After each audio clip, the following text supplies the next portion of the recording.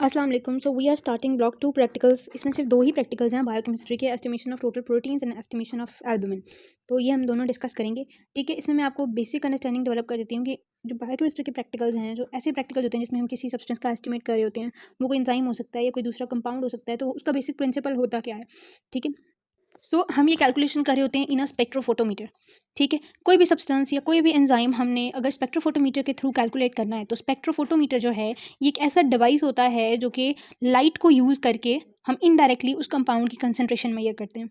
इस बात का मतलब क्या है? इस बात का मतलब ये है कि हमने एक लेट्स सपोज हमने एक जार लिया, उसके अंदर हमने सोल्यूशन बनाया, उसमें हमने एक कंपाउंड डाला, कोई भी कंपाउंड है। ठीक है, हर कंपाउंड जो है ना कलर्ड कंपाउंड, ठीक है, हमारी कोशिश होती है कि हम कलर्ड कंपाउंड यूज़ करें या कलर्ड कंपाउंड बनाएं।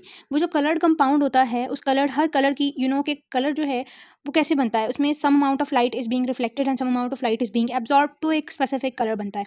अब जब उस सोल्यूशन के अंदर कलर प्रेजेंट होता है, तो जब हम उस पर लाइट फॉल करते हैं, तो क्या होता है कि हमने जो लाइट फॉल की है हमें उसके पार्टिकल्स का पता होता है। लेट्स सपोज हमने 100 पार्टिकल सोल्यूशन पर फॉल किए हैं। ठीक है, on the other side of solution we have a plate के जो जितनी लाइट एग्जैक्टली पास करके सोल्यूशन से उस प्लेट पर आ रही होती है, वो मैयर करती है कि कितने पार्टिकल्स लाइट के सोल्यूशन ने एब्जॉर्ब कर लिए हैं, जो बाकी वापस आ रहे हैं टोटली रिफ्लेक्ट होकर। वो जो हैं वो पार्टिकल्स कैलकुलेट करती है, टोटल में से उसको माइनस करके वो एब्जॉर्ब्ड पार्टिकल्स का नंबर मालूम कर लेती है। इससे हमारे पास आ जाती है एब्जॉर्बेंस। ठीक है, वो जो एब्जॉर्बेंस है उससे फिर हम इनडायरेक्टली उस सोल्यूशन की कंसंट्रेशन मैयर करते हैं। फॉर एग्जांपल जैसे इस प्रैक्टिकल में हमने प्रोटीन्स की कंसंट्रेशन मैयर करनी है, तो हम क्या करेंगे, प्रोटीन्स का कोई ऐसा रिएक्शन करेंगे। ठीक है, जैसे यहाँ पर अभी हम इसका प्रिंसिपल पढ़ेंगे कि क्या होगा कि कलर्ड कंपाउंड बनेगा। ठीक है, जब कलर्ड कंपाउंड बनेगा तो क्या होगा कि जब उस कलर्ड कंपाउंड पर लाइट फॉल की जाएगी, लेट्स सपोज 100 पार्टिकल्स फॉल किए हैं और वो जो कलर बना है उसने 40 पार्टिकल्स एब्जॉर्ब कर लिए हैं, तो जो पीछे प्लेट होती है उसके ऊपर 60 पार्टिकल्स फॉल करेंगे। ठीक है, तो वो जो 60 100 फॉल किए, 60 बच गए, तो 100 में 60 माइनस किया मतलब 40 एब्जॉर्ब हो गए, तो हमारे पास एब्जॉर्बेंस आ गई। अब हम करते क्या है, हमारे पास हम ये दो मेथड से दो तरह से कर रहे होते हैं, मेथड नहीं, दो स्टेप्स में कर रहे होते हैं इन शॉर्ट। एक स्टेप में हम स्टैंडर्ड सॉल्यूशन देते हैं। वो स्टैंडर्ड सॉल्यूशन क्या होता है कि उसकी कंसंट्रेशन हमें पता होती है। जब उसकी कंसंट्रेशन लेट्स सपोज हमें पता है कि 100 पार्टिकल्स हैं सॉल्यूशन के अंदर, 100 या 100 नहीं 200 कर लें, 100 तो लाइट के पार्टिकल्स हैं, तो 200 सॉल्यूशन के पार्टिकल्स हैं अंदर, सॉल्यूशन के उस कंपाउंड के पार्टिकल्स हैं फिलहाल जो हमने डाला है, जिसकी कंसंट्रेशन हमें पता है। Like in case of proteins, हम एक प्रोटीन्स का स्टैंडर्ड सॉल्यूशन डालते हैं, उसके अंदर हमें प्रोटीन्स की कंसंट्रेशन पता होती है, लाइक 200 मिलीग्राम है, 200 पार्टिकल्स हैं। तो अब उसने जितनी लाइट एब्जॉर्ब की, फॉर एग्जांपल 200 पार्टिकल्स अगर 100 पार्टिकल्स लाइट के अपने अंदर एब्जॉर्ब कर रहे हैं विद द सेम रिएक्शन जो मैंने आपको पहले बताया, तो फिर जब हम अननोन सैंपल डालेंगे, फॉर एग्जांपल अननोन सैंपल के अंदर क्योंकि स्टैंडर्ड वाले के अंदर 100 पार्टिकल्स एब्जॉर्ब हो गए हैं, अननोन के अंदर अगर 50 पार्टिकल्स एब्जॉर्ब होंगे, तो मतलब कि उसकी कंसंट्रेशन जो है वो क्या है, हाफ है ऑफ द स्टैंडर्ड कंसंट्रेशन। और स्टैंडर्ड की कंसंट्रेशन हमें पता है कितनी है, अभी मैंने आपको बताया 200। ठीक है, तो इससे हमें पता चला कि अननोन की कंसंट्रेशन 100 हो सकती है। तो इस तरह से हम कंपेयर करके जो है वो अननोन सब्सटेंस की कंसंट्रेशन फाइंड करते हैं। तो स्पेक्ट्रोफोटोमीटर के अंदर ये सारा मैकेनिज्म चल रहा होता है। अब हम इसको पढ़ते हैं कि इस प्रैक्टिकल में हम क्या करते हैं। Total proteins in the blood serum are a collective measure of all the proteins present in the liquid portion of the blood after it has clotted and the blood cells have been removed. ठीक है, जब blood में हमने total proteins निकालने हैं, तो हम क्या करते हैं, हम ब्लड की सारी प्रोटीन जो ब्लड के अंदर प्रेजेंट होती हैं और प्लाज्मा के अंदर प्रेजेंट होती हैं, ठीक है, आरबीसीज के अंदर तो प्रोटीन्स, आरबीसीज के अंदर वाली प्रोटीन्स हम नहीं निकाल रहे होते, हम जो लिक्विड पोर्शन ऑफ ब्लड यानी प्लाज्मा के अंदर होती हैं वो निकाल रहे होते हैं। एंड द ब्लड सेल्स, हम इसमें से ब्लड सेल्स को रिमूव कर देते हैं, हम प्लाज्मा को एक्सट्रैक्ट करते हैं और उसके साथ ये प्रैक्टिकल परफॉर्म करते हैं। These proteins are synthesised and release by various organs and tissues throughout the body. वो ऑर्गन कौन से, most of the plasma proteins that are present in the plasma और in the blood they are synthesised by liver, वो liver से आ रही होती हैं। ठीक है, एंटीबॉडीज होती हैं जो कि बोन मैरो से आ रही होती हैं, बाकी जो प्रोटीन्स होती हैं मोस्ट ऑफ देम जैसे एल्बुमिन है, ग्लोबुलिन है, वो लिवर से आ रही होती हैं। Serum total proteins consist of a combination of different types of proteins. ये भी पूछा जा सकता है कि कौन कौन सी प्रोटीन्स होती हैं। ऑस्पी में albumin which is the most abundant in serum, फिर ग्लोबुलिन्स होते हैं, फाइब्रिनोजिन होती है और बहुत सी अदर प्रोटीन्स होती हैं जिसमें ट्रांसपोर्ट प्रोटीन्स होती है, ट्रांसफरिन हो सकती है, ठीक है, हेप्सिडिन प्रोटीन्स हो सकती हैं, there are many other. So the measurement of serum total proteins is typically done using laboratory methods such as biuret method। अब हर चीज़ को मेजर करने के डिफरेंट मेथड्स हैं। ठीक है, इसमें भी डिफरेंट मेथड्स हैं, जैसे बायूरेट मेथड है, जेलडेल मेथड है, रिफ्रैक्टोमेट्री है, डाई बाइंडिंग मेथड है, ठीक है, जिसमें हम एक डाई को यूज़ करते हैं जिसके साथ प्रोटीन्स बाइंड कर देती हैं। उसमें डाइज होते हैं ब्रोमोक्रिसॉल ग्रीन एंड ब्रोमोक्रिसॉल पर्पल।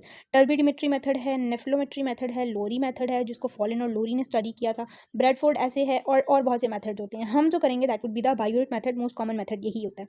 बाकी जो मेथड यहाँ लिखे हुए हैं इनमें से आप 2 से 3 के नाम याद रख लें, हो सकता है आपसे ऑस्पी में पूछ लिया जाए। ठीक है, प्रिंसिपल क्या है? प्रिंसिपल का मतलब होता है कि ऐसा क्या उस वहाँ पर होगा कि जिसके ज़रिए से जो रिएक्शन है उसके अंदर ऐसा चेंज आएगा कि लाइट की एब्जॉर्बेंस चेंज हो जाएगी। ठीक है, यानी पहले 100 हम क्या करते हैं स्पेक्ट्रोफोटोमीटर के अंदर, हम एक्चुअली पहले हम बिल्कुल ट्रांसपेरेंट सोल्यूशन रखते हैं जिसमें से 100 के 100 पार्टिकल्स क्रॉस कर जाते हैं ताकि हमें ये पता चले कि मशीन में कोई जीरो एरर तो नहीं है। ठीक है, उस सोल्यूशन को हम कहते हैं वाटर ब्लैक। ठीक है, उसके बाद हम एक स्टैंडर्ड सोल्यूशन रखते हैं जो मैंने आपको बताया जिसकी कंसंट्रेशन हमें पता होती है, फिर हम उसकी एब्जॉर्बेंस में ये करते हैं। फिर हमें पता चलता है कि अगर 200 मिलीग्राम सोल्यूशन है और उसमें से उसमें 100 के 100 पार्टिकल्स लाइट के एब्जॉर्ब हो रहे हैं, तो जब नेक्स्ट हम अननोन सोल्यूशन रखेंगे अगर उसमें 50 पार्टिकल्स लाइट के एब्जॉर्ब हो रहे हैं तो मतलब उसकी कंसंट्रेशन हाफ होगी ऑफ द स्टैंडर्ड सोल्यूशन। अगर स्टैंडर्ड की 200 है तो उसकी फिर 100 होगी और इस तरह से हम कंसंट्रेशन का पता लगाते हैं। तो ये जो एब्जॉर्बेंस हुई है ना लाइट की, ये ऐसा नहीं होता कि आपने स्टैंडर्ड सोल्यूशन डाला और आपको फ़ौरन से एब्जॉर्बेंस मिल जाएगी। स्टैंडर्ड सोल्यूशन के साथ हमें और एडिशनल चीज़ें डालनी पड़ती हैं। हो सकता है स्टैंडर्ड सोल्यूशन कलर्ड ना हो और मोस्ट ऑफ द केसेस में ऐसा ही होता है कि जो आपका अननोन सैंपल है या जो स्टैंडर्ड सोल्यूशन है वो कलर्ड नहीं होता। ठीक है, तो हम क्या करते हैं, हम ऐसे कंपाउंड्स डालते हैं और ऐसा रिएक्शन करवाते हैं कि जिसके नतीजे में वो जो अननोन सब्सटेंस है वो कंज्यूम हो और वो कन्वर्ट हो जाए कि एक कलर्ड कंपाउंड में। और जितना ज़्यादा वो कलर्ड कंपाउंड बनेगा इसका मतलब है कि उतना ज़्यादा वो सब्सटेंस प्रेजेंट था in the sample. Can you understand? अगर आपको कोई भी क्वेश्चन हो तो आप कमेंट सेक्शन में ज़रूर पूछिएगा।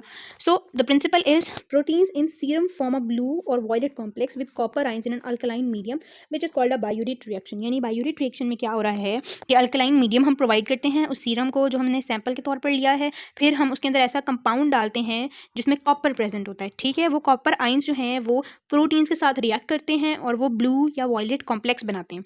ठीक है, और इस रिएक्शन को हम कहते हैं बायोरेट रिएक्शन। अब मैंने बताया ना हमारा मकसद है कलर्ड कंपाउंड बनाना ताकि हम उस सब्सटेंस की कंसंट्रेशन मेजर कर सकें। तो अब वो कलर कंपाउंड बन गया by the addition of copper ions in an alkaline medium which is biuret reaction. अब हर जो कॉपर आयन है वो 5 से 6 पेप्टाइड बॉन्ड्स के साथ रिएक्ट करता है।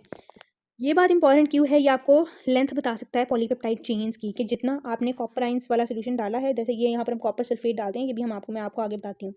ठीक है, तो ये जो जितना ज़्यादा कॉपर आयन जो है वो रिएक्ट कर जाएंगे इसका मतलब उतने ज़्यादा पेप्टाइड बॉन्ड्स प्रेजेंट हैं क्योंकि एक कॉपर आयन 5 से 6 पेप्टाइड बॉन्ड्स के साथ रिएक्ट कर रहा है।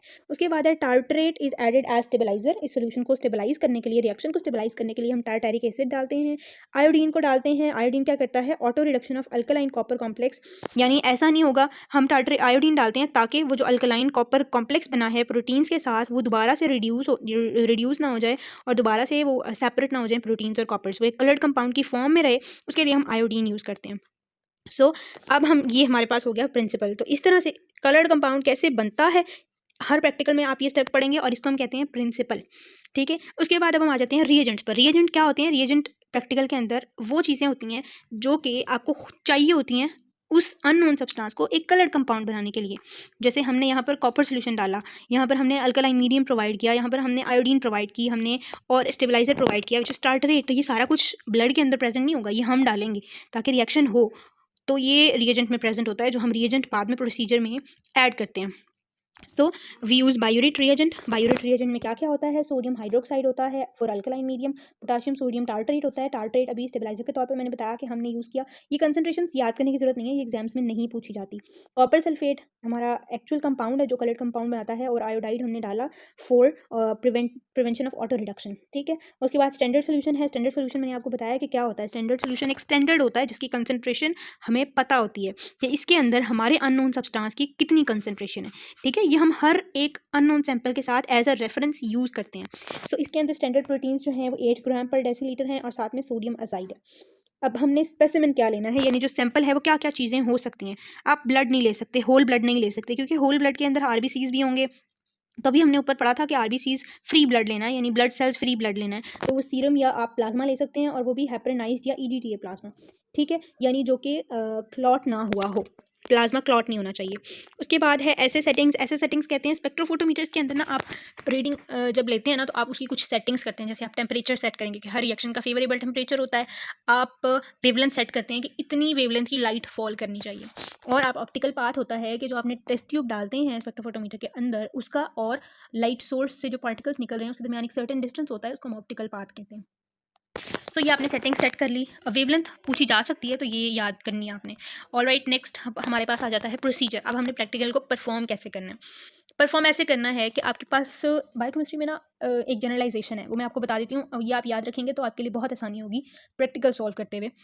वो क्या है, वो ये है कि जितने भी एंजाइम्स की एस्टिमेशन है ना, जितने भी एंजाइम्स की एस्टिमेशन है, जैसे आप ALT करते हैं, AST करते हैं, ALP करते हैं, ये सारे एंजाइम्स हैं। जब इनकी एस्टिमेशन करेंगे तो आपको एक ही टेस्ट ट्यूब चाहिए, ठीक है। एक टेस्ट ट्यूब और चाहिए होती है, वो वाटर ब्लैंक या डिस्टिल्ड वाटर की होती है, वो इतनी इंपॉर्टेंट नहीं होती, बट आपको एक मेजर टेस्ट ट्यूब चाहिए होती है। But in case of other compound जो एंजाइम्स नहीं होते, जैसे प्रोटीन्स है, एल्ब्यूमिन है, और इसके अलावा दूसरे कंपाउंड्स हैं, लाइक जैसे सेकंड ईयर में आप करेंगे क्रिएटिनिन है, यूरिया है, यूरिक एसिड है, ट्राइग्लिसराइड्स हैं, ये एंजाइम्स नहीं है, ठीक है, ये कंपाउंड्स हैं। तो इनकी एस्टिमेशन जब भी आप करेंगे, when ever you will do these practicals, तो आपने हमेशा 3 टेस्ट ट्यूब्स लेनी है।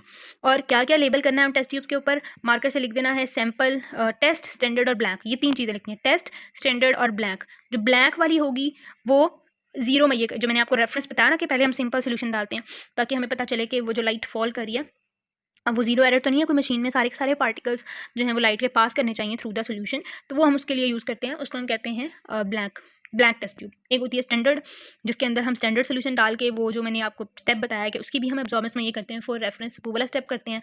और एक टेस्ट वाली टेस्ट ट्यूब जो है उसके अंदर एक्चुअली हम अपना स्पेसिमेन डालते हैं, जो अननोन, जिसके अंदर अननोन सब्सटेंस होता है, अननोन सब्सटेंस की कंसनट्रेशन जिसके ज़रिए से हम फाइंड कर रहे होते हैं। तो ये हमारे पास बेसिक एक डिफरेंस है। ये फर्स्ट ईयर से ही याद रखेंगे तो आपके लिए बहुत आसानी होगी। थोड़ा सा सेकंड ईयर में जाके या एक आधा फर्स्ट ईयर का प्रैक्टिकल है जिसमें डिफरेंस होता है कि प्रोसीजर में आगे डिफरेंस होता है। बेसिक यही अरेंजमेंट रहती है कि 3 टेस्ट ट्यूब्स इसमें लेनी है और एंजाइम्स वाले में एक टेस्ट ट्यूब होती है मेजरली।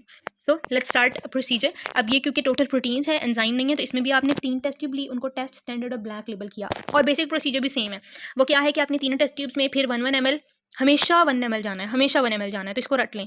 1 ml ऑफ रिएजेंट तीनों टेस्ट ट्यूब्स में, ठीक है। जब आपने तीनों टेस्ट ट्यूब में 1 ml ऑफ रिएजेंट डाल दिया, अब जो आपने सीरम, स्टैंडर्ड और वाटर की कंसंट्रेशन है ये वेरी करती है प्रैक्टिकल टू प्रैक्टिकल, तो यहाँ पर आपने याद रखनी है 0.02 ml या 20 माइक्रोलीटर। क्योंकि ये हम माइक्रोपिपेट से डाल रहे होते हैं, तो जो माइक्रोपिपेट होती है वो माइक्रोमीटर्स में होती है, माइक्रोलीटर्स में होती है, तो आप इसको 20 माइक्रोलीटर्स भी याद रख सकते हैं। ये ज़्यादा बेहतर है कि आप 20 माइक्रोलीटर याद रखें, ठीक है। तो आपने 20 माइक्रोलीटर्स सीरम डालना है, जो हमने सैंपल लिया है जिसके अंदर अननोन कंसनट्रेशन है, वो आपने डालना है टेस्ट वाली टेस्ट ट्यूब में, ठीक है। और जो स्टैंडर्ड सोल्यूशन हमने ऊपर रिएजेंट्स में पढ़ा था, ये आपने डालना है इतना ही 20 माइक्रोलीटर स्टैंडर्ड वाली टेस्ट ट्यूब के अंदर, और डिस्टिल्ड वाटर डालना है 20 माइक्रोलीटर ब्लैक वाली टेस्ट ट्यूब के अंदर।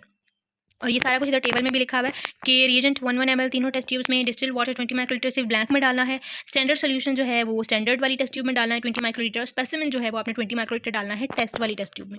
ऑलराइट, सो देन आपने उसको थोड़ा सा शेक करना है, सोल्यूशन को मिक्स करना है और उसको इंक्यूबेट करना चाहिए। इंक्यूबेशन वाला टेम्परेचर भी याद कर लें, ये मोस्ट प्रैक्टिकल्स में सेम रहता है, 20 to 25 degree Celsius for 5 minutes. तो ये आपके पास जो है इंक्यूबेशन हो गई। इंक्यूबेशन के लिए एक इंक्यूबेटर होता है, मशीन होती है, उसके अंदर आप इसको इंक्यूबेट करते हैं। ऑलराइट, जब आपने इंक्यूबेट कर लिया, आपने उसको निकालना है 1 by 1। सबसे पहले वाटर ब्लैंक की आपने एब्जॉर्बेंस में, वाटर ब्लैंक की एब्जॉर्बेंस में ये की वो 0 आनी चाहिए, क्योंकि वो तो ब्लैंक है ना, तो उसके अंदर से तो सारी लाइट पास कर जानी चाहिए। फिर स्टैंडर्ड की मैया करेंगे, स्टैंडर्ड की कंसंट्रेशन आपको ऑलरेडी पता है, जब उसकी एब्जॉर्बेंस आ जाएगी तो आपने उसको नोट कर लेना है। फिर आपके पास जो है, जब आप टेस्ट की एब्जॉर्बेंस में ये करेंगे तो उसकी एब्जॉर्बेंस जो है वो आपको इनडायरेक्टली बताएगी कंसंट्रेशन। अब हम उससे कंसंट्रेशन निकालेंगे कैसे, वो मैं आपको आगे बताती हूँ। उसके लिए हम यूज़ करेंगे ये वाला फॉर्मूला, ठीक है। अब ये फॉर्मूला क्या है, यूज़ फार्मूला, जिसमें टोटल प्रोटीन की कंसंट्रेशन किसके इक्वल होगी। आपने टेस्ट की एब्जॉर्बेंस लिखी, जो लास्ट वाली टेस्ट ट्यूब है उसकी एब्जॉर्बेंस आई, जिसमें अननोन सब्सटेंस था, उसकी लिखनी है। डिनोमिनेटर में आपने स्टैंडर्ड की एब्जॉर्बेंस लिखनी है और मल्टीप्लाई कर देना है कंसंट्रेशन ऑफ स्टैंडर्ड सोल्यूशन से। ये बहुत कॉमन फार्मूला है, लाजमी पूछा जाता है, इसको रट लें।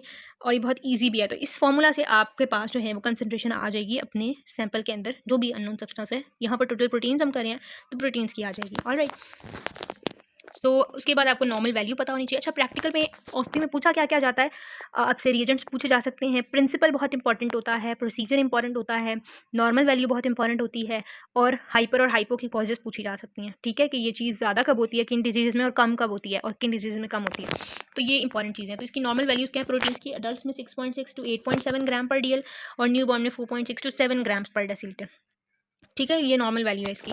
उसके बाद ब्लड में प्रोटीन लेवल्स नॉर्मल से कम कब होते हैं, जिस कंडीशन को हम हाइपोप्रोटीनीमिया कहते हैं। ठीक है, और ये भी मैं इसकी भी आपको एक ट्रिक बता देती हूँ कि जब भी बायोकेमिस्ट्री में आपने हाइपो और हाइपर लिखनी है, उसकी कॉजेज लिखनी है किसी भी सब्सटेंस की, तो उसके लिए कुछ जनरलाइज सी चीज़ें हैं। वो जनरलाइज सी चीज़ें क्या हैं कि कोई भी चीज़ अगर आप अब अपने ज़हन से सोचें तो इतना तो आपको पता चल ही जाएगा कि कोई भी चीज़ अगर ज़रूरत से कम हो गई है तो उसकी क्या क्या वजूहत हो सकती हैं। कि एक तो आप उसको डाइट में ही कम ले रहे हैं, ठीक है, एक वजह ये हो सकती है। दूसरी वजह ये जेनेटिक कॉज, तो आप हर उसमें लिख सकते हैं जेनेटिक डिजीज़ की वजह से वो चीज़ जो है वो बन नहीं रही, डी नोवो बॉडी में उसकी सिंथेसिस नहीं हो रही, या कोई एंजाइम डेफिशिएंट है एंड ऑल दैट। उसके बाद थर्ड ये हो सकती है कि वो बॉडी से एक्सक्रीट ज़्यादा हो रही है। अब एक्सक्रीट होने के कौन से 2 रूट्स हैं, एक थ्रू द किडनीज़ और एक थ्रू द जीआईटी। ठीक है, तो किडनी से एक्सक्रीट होगी तो उसको हम प्रोटीन यूरिया कहते हैं। ठीक है, और जो जीआईटी से एक्सक्रीट हो सकती है तो वो मेल एब्जॉर्प्शन सिंड्रोम्स में हो सकती है। ऐसे सिंड्रोम्स, ऐसी डिजीज़ेज़ जो कि जिसकी वजह से न्यूट्रिएंट्स जो हैं वो एब्जॉर्ब नहीं हो पा रहे होते जीआईटी में, उन कंडीशंस में वो फीसेस में जो है वो प्रोटीन्स एक्सक्रीट हो सकती हैं। प्रोटीन्स नहीं, कोई भी सब्सटेंस एक्सक्रीट हो सकता है। तो ये बहुत जनरलाइज़ सी चीज़ें हैं। और अगर ज़्यादा हाइपर लिखना हो तो उसकी जनरलाइज़ कॉजेज़ क्या-क्या हो सकती हैं कि डाइट में आप बहुत ज़्यादा ले रहे हैं, ठीक है? किसी वजह से वो बॉडी में बहुत ज़्यादा बन रहा है, किडनीज़ के थ्रू एक्सक्रीट नहीं हो रहा, कोई किडनी का ऐसा प्रॉब्लम है, ठीक है? और बाकी जीआईटी से तो वो एक्सक्रीट ऑब्वियसली होगा ही अगर जीआईटी नॉर्मल है तो, ठीक है? सो ये जनरलाइज़ सी कुछ चीज़ें हैं। अब हम पढ़ लेते हैं यहाँ से कि हाइपोप्रोटीनीमिया की क्या कॉजेज़ हैं। तो सबसे पहले मैल न्यूट्रिशन, जैसे मैंने बताया, ये डाइट ही सही नहीं है, तो specially protein deficiency is a leading cause of hypoproteinaemia, ठीक है? उसके बाद लिवर डिजीज़ है, क्योंकि लिवर डिजीज़ क्यों है? क्योंकि मैंने आपको बताया कि most of the proteins are being synthesised by the liver. तो लिवर की कोई डिजीज़ है, तो लिवर सिंथेसाइज़ नहीं कर पा रहा, तो भी हाइपोप्रोटीनीमिया हो जाएगा। जैसे ही लिवर की कंडीशन होती है सिरोसिस, उसको हम लिवर फेलियर कहते हैं, इसमें लिवर श्रिंक हो जाता है। श्रिंक जब होता है तो वो फंक्शन ही नहीं अपना परफॉर्म कर पा रहा होता। और हेपेटाइटिस है, they can impair the liver's ability to produce proteins including albumin and other globulins leading to decrease serum protein levels. उसके बाद है किडनी डिजीज़। किडनी डिजीज़ में क्या है? Nephrotic syndrome. नेफ्रोटिक सिंड्रोम में क्या होता है? प्रोटीन यूरिया जो मैंने बताया वही होता है। Can cause excessive loss of proteins in the urine resulting in low serum protein levels. Then GIT disorders, condition that affect the absorption of nutrients in the GIT. इसमें आप ये 2 डिजीज़ लिखने की बजाय मेल एब्जॉर्प्शन सिंड्रोम्स लिख देंगे तो बहुत अच्छी बात हो जाएगी, ठीक है? तो भी बहुत आपको जो है वो एग्जामिनर अंडरस्टैंड कर लेगा कि आपको पता है। Chronic inflammation, chronic inflammatory conditions like rheumatoid, अब ये स्पेसिफिक आ गए हैं जनरलाइज से। जो मैंने आपको जनरलाइज कंडीशन बताई अभी उससे स्पेसिफिक हो गए हैं कि इन्फ्लेमेशन के अंदर भी क्या होता है कि जो है वो प्रोटीन्स कम हो जाती हैं। उसके बाद है प्रोटीन लूजिंग एंट्रोपैथीज। ये हमारे पास जीआईटी की ऐसी डिजीज होती है जिसमें एक्सेसिव लॉस हो रहा होता है प्रोटीन्स का through the GIT. This is a condition characterised by excessive protein loss through the GIT through to various GIT diseases resulting in hypoproteinaemia. Alright, hyper proteinaemia की बात करें तो हाई ब्लड प्रोटीन लेवल्स क्यों? सबसे पहली cause dehydration. Dehydration कैसे है? ये dilutional hyper protein sorry concentrational hyper proteinaemia cause करता है। वो कैसे? वो ऐसे कि जब डिहाइड्रेशन होती है तो ब्लड वॉल्यूम कम हो जाता है। तो जब ब्लड वॉल्यूम कम होता है तो थोड़ी प्रोटीन जो नॉर्मल वैल्यू ऑफ प्रोटीन्स हैं वो भी कंसंट्रेटेड अपीयर होती हैं। तो दैट्स वाई हाइपर प्रोटीनीमिया हो जाता है। तो डिहाइड्रेशन इसकी बहुत कॉमन कॉज है, पूछी जाती है। उसके अलावा इन्फेक्शंस हैं, इन्फ्लेमेशन है। Certain infection and inflammatory disorders can stimulate the production of acute phase proteins. क्योंकि इन्फेक्शंस और इन्फ्लेमेशन के अंदर क्या होता है, प्रोटीन्स का लेवल बहुत ज़्यादा इंक्रीज हो जाता है इन द ब्लड। कुछ स्पेसिफिक प्रोटीन्स होती हैं, आपने ब्लड वाले मॉड्यूल में पढ़ी भी होंगी, सी रिएक्टिव प्रोटीन्स हैं, कॉम्प्लीमेंट सिस्टम की प्रोटीन्स होती हैं, जिसकी वजह से एक टेम्पररी इंक्रीज हो जाता है सीरम प्रोटीन लेवल्स में। उसके बाद है प्लाज्मा सेल्स डिसऑर्डर्स। जैसे एक कंडीशन होती है multiple myeloma. Multiple myeloma B lymphocytes का कैंसर होता है। इसमें क्या होता है कि इसमें जो है वो excessive B lymphocytes plasma cells बनाते हैं। प्लाज्मा सेल्स से एंटीबॉडीज़ बनती हैं, एंटीबॉडीज़ को गैमा ग्लोबुलिन्स भी कहते हैं। तो जो वो जो गैमा ग्लोबुलिन्स हैं उसकी कंसंट्रेशन ब्लड में बहुत ज़्यादा हो जाती है, ठीक है? स्पेसिफिकली उसकी ज़्यादा होती है। ओवरऑल इसको हम हाइपर प्रोटीनीमिया ही कहते हैं, ठीक है? और इसमें मोनोक्लोनल गैमोपैथी होती है ऑफ अनडिटरमिन्ड सिग्निफिकेंस, ठीक है? तो इसमें भी हाइपर प्रोटीनीमिया हो जाता है। Chronic infections and autoimmune disorders can lead to persistently elevated levels of certain globulins. और हीमेटोलॉजिकल डिसऑर्डर्स हैं जैसे पॉलीसाइथेमिया वगैरह है, can result in increase in total serum protein due to increase production of various blood components, ठीक है? इसमें से जो आपको इंपॉर्टेंटली पता होनी चाहिए, dehydration, infection, inflammation, multiple myeloma, ठीक है? ये दोनों, डिहाइड्रेशन, मल्टीपल माइलोमा तो बहुत इंपॉर्टेंट है, ये लाजमी आपने बोलना है अगर आपसे हाइपर पूछा जाए तो, ठीक है? So that was all about our practical. अब हम इसका एक सिनेरियो डिस्कस कर लेते हैं जो आपको 80 में आ सकता है। आपको OSPI में हो सकता है डायरेक्ट पूछा जाए कि आप प्रिंसिपल बताएं, प्रोसीजर बताएं, या वो कोई भी पार्ट पूछ सकते हैं पूरे प्रैक्टिकल का। बट समटाइम्स ऐसा होता है कि वो थ्रू द सिनेरियो आपको सिनेरियो देते हैं, फिर उसमें पूछेंगे कि इसमें आप क्या चीज़ एस्टिमेट करेंगे और पेशेंट को क्या है और उसकी क्या कॉज हो सकती है, ठीक है? डायग्नोसिस पूछ सकते हैं आपसे। तो इसमें हम सिनेरियो पढ़ते हैं। 65 years old male presents to his primary care physician with complaints of persistent bone pain particularly in the lower back and ribs over the past several months। ठीक है, सिनेरियो को आपने अंडरस्टैंड करना है, आपने उसमें से पिन पॉइंट बातें अपने लिए इकट्ठी कर लेनी है। अब इसमें मेरे लिए क्या इंपॉर्टेंट है, सर्टन सिनेरियोज होते हैं उनमें एज इंपॉर्टेंट होती है, यहाँ पर मेरे लिए एज इतनी इंपॉर्टेंट नहीं है। मेरा इंपॉर्टेंट है परसिस्टेंट बोन पेन, ठीक है। He also reports a recent onset of fatigue, recurrent infection and unintended weight loss. Physical examination reveals tenderness on palpation over the thoracic and lumbar spine with no other significant findings. अब हमारे लिए इस पूरे scenario में बड़ा ambiguous सा है, आपको नहीं समझ आ रहा क्या है, ठीक है। अब आपने लैब रिपोर्ट की तरफ जाना है और फिर अपने डायग्नोसिस को कंफर्म करना है। अब लैब रिपोर्ट में अगर आप देखें तो एच बी उसका कम है, ठीक है, H be less than normal है, टी एल सी भी लेस देन नॉर्मल है, कैल्शियम बॉर्डर लाइन हाई कह सकते हैं, क्रिएटिनिन जो है वो भी ज़्यादा है, टोटल प्रोटीन्स जो है वो बहुत ज़्यादा हैं, ठीक है, और यूरिन में बेंस जॉस प्रोटीन्स प्रेजेंट हैं। बेंस जॉन्स प्रोटीन्स क्या होती हैं ये भी हम बात करते हैं, लेकिन इस सिनेरियो का जो डायग्नोसिस है वो क्या होगा। तो इसमें हमारा डायग्नोसिस है मल्टीपल माइलोमा। अब वो मैंने कैसे अंडरस्टैंड किया, ये जो बेंस जॉन्स प्रोटीन्स है ना, ये बहुत बड़ा हिंट है। एक तो आपका इसमें टोटल प्रोटीन्स की कंसंट्रेशन काफ़ी ज़्यादा हाई है। अच्छा, आपके लिए ना थोड़ा सा इजी इस तरह से मॉड्यूलर सिस्टम के अंदर देखें, अब आपको इसमें इतना कुछ डी रेंज मिल रहा है, नॉर्मल वैल्यूज से डी रेंज हुआ हुआ है, लेकिन देखें जो एनीमिया वाला है, जो टीएलसी है, ये सारा आपका जो है ये पहले मॉड्यूल में था, ये दूसरे मॉड्यूल में नहीं आएगा, ठीक है। तो दूसरे मॉड्यूल में आपके दो ही प्रैक्टिकल हैं, प्रोटीन वाला, एल्बुमिन वाला, मतलब सिनेरियो भी उन्हीं से रिलेटेड होगा। पहली बात तो ये होगी, ठीक है, ये तो बहुत ही एक जनरल सा पॉइंट था। दूसरी बात ये कि जिसमें बेंस जॉन्स प्रोटीन्स लिखे हुए ना, मुझे डायग्नोसिस की तरफ ये लेकर गए हैं। अब ये बेंस जॉन्स प्रोटीन्स क्या होते हैं? बेंस जॉन्स प्रोटीन्स होते हैं, मैंने आपको बताया कि मल्टीपल माइलोमा के अंदर ना गामा ग्लोबुलिन्स के लेवल्स हाई होते हैं, एंटीबॉडीज़ के लेवल्स हाई होते हैं। तो उसमें क्या होता है कि वो जो एंटीबॉडीज़ हैं जब वो यूरिन में अपीयर होती हैं ना, गामा ग्लोबुलिन्स जब यूरिन में अपीयर होते हैं तो उन प्रोटीन्स को हम बेंस जॉन्स प्रोटीन्स कहते हैं, ठीक है। तो ये सिर्फ एक ही केस में अपीयर होंगे और मल्टीपल माइलोमा के केस में अपीयर होंगे। Alright, so this is the diagnosis for multiple myeloma, ठीक है। ये लैब रिपोर्ट आपको इंडिकेट कर रही है टुवर्ड द डायग्नोसिस। अब इसमें आपको इस सिनेरियो की कुछ समझ नहीं आ रही, इसी एंटीबॉडीज़ की प्रोडक्शन की वजह से वो जो एंटीबॉडीज़ हैं वो उसकी बोन्स को जो हैं वो जिस भी सब्सटेंस के खिलाफ प्रोड्यूस हो रही हैं वो उसकी बोन्स को वीकन कर रही हैं, उसकी जो है वो स्केलेटल सिस्टम को वीक कर रही हैं, जिसकी वजह से उसका जो है वो उसको बोन पेन भी है, उसके थोरेसिक लंबर स्पाइन पर जो है वो टेंडरनेस भी है, बोनी पेन है उसको और एक्चुअली। सो हमारा जो डायग्नोसिस है वो बेंस जॉन्स प्रोटीन्स ने करवाया है, which is the multiple myeloma. Alright, so that was all about our today's practical. So next video में हम मिलेंगे for the estimation of serum albumin. Thank you so much for watching. अगर कोई भी आपको क्वेश्चन है, कोई भी क्वेरी है तो आप जो है वो कमेंट सेक्शन में ज़रूर पूछिए। अल्लाह हाफ़िज़।